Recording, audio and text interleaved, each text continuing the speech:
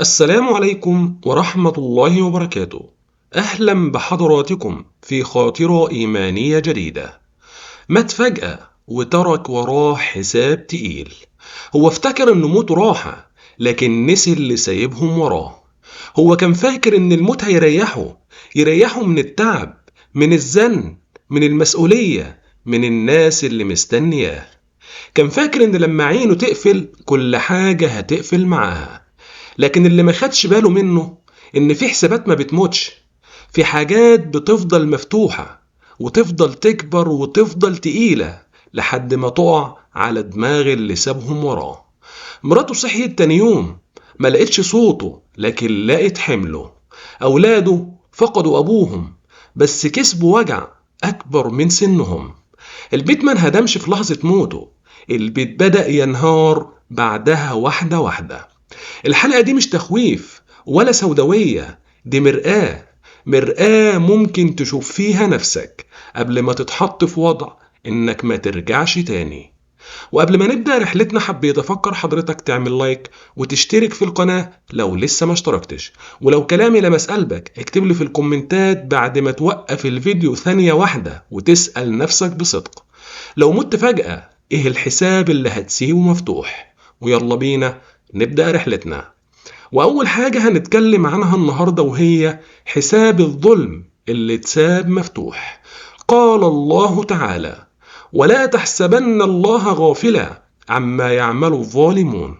وسيدنا النبي صلى الله عليه وسلم قال: اتقي دعوة المظلوم فإنها ليس بينها وبين الله حجاب. الظلم مش دايما ضرب ولا صوت عالي، في ظلم هادي بيستخبى في تأجيل حق، في قسوة كلمة، في تجاهل وجع، في إنك تكون قادر وتختار ما تعملش. الراجل ده مات وهو فاكر إن الدنيا عدت، بس نسي إن كل مرة حد نام مكسور بسببه كانت بتتكتب عليه مش ليه.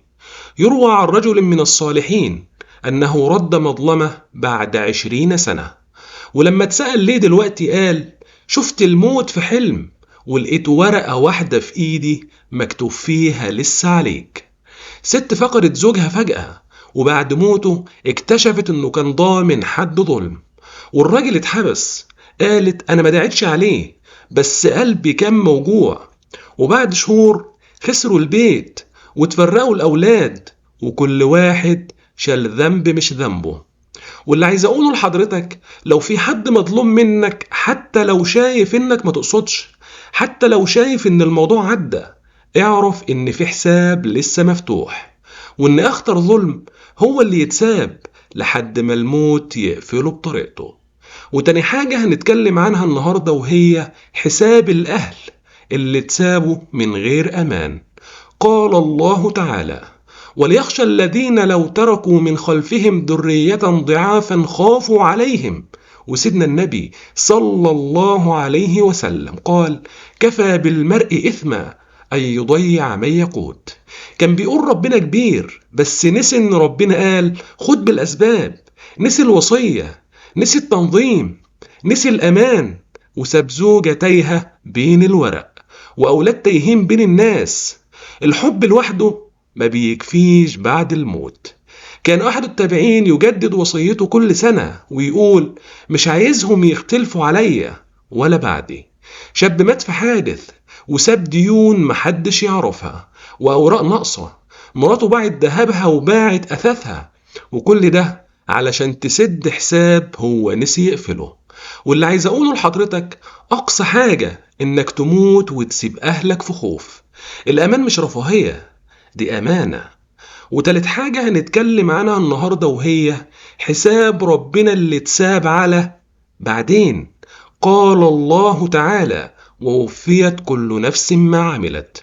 وسيدنا النبي صلى الله عليه وسلم قال: العاقل من دان نفسه وعمل لما بعد الموت. كان دايما يقول: لسه أتوب، لسه أبطل، لسه أرجع.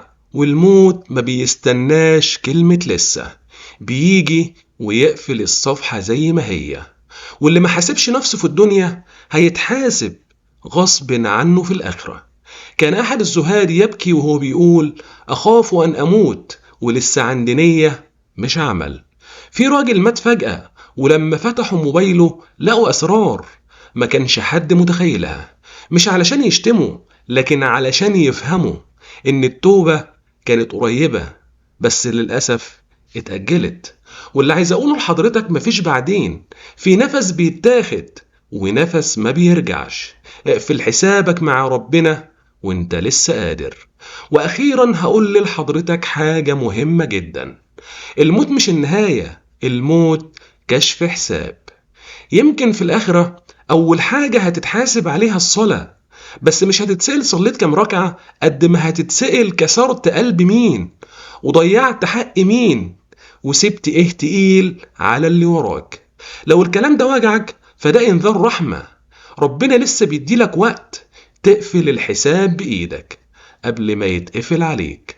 وأخيرا أدعو الله: اللهم لا تقبض أرواحنا إلا وقد صفيت حساباتنا ورددت المظالم عنا وطيبت قلوب من تأذوا بنا.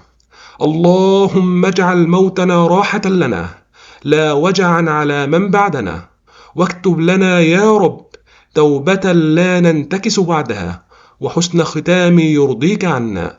آمين آمين يا رب العالمين. وما تنساش لو عجبك الفيديو اضغط لايك واشترك في القناة علشان يوصلك كل جديد. ولو كلامي لمس قلبك اكتب لي في الكومنتات اللهم اخرجنا منها سالمين، وشارك الفيديو يمكن رسالة النهاردة توصل لحد محتاج يسمعها.